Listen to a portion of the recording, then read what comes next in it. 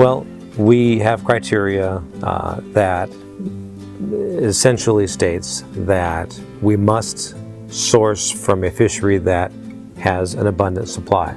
So it can't be something that the harvest is above maximum sustained yield. It has to be below. So we use that criteria to figure out which ocean to source from. Most of our fish comes from the North Pacific.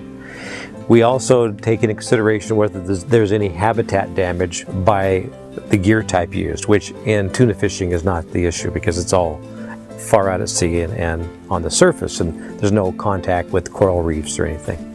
The third thing that is the real key factor, though, is how is the tuna caught relative to what is caught along with it.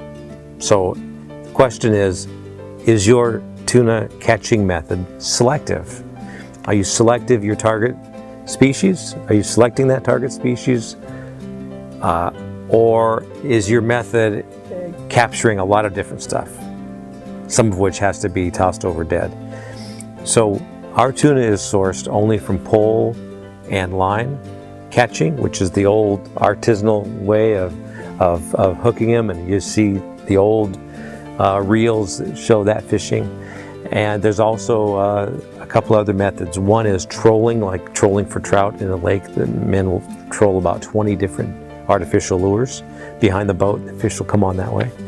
There's also some handline fishing that goes on. So we only use those methods because they result in less than 0.5% of anything else caught as bycatch.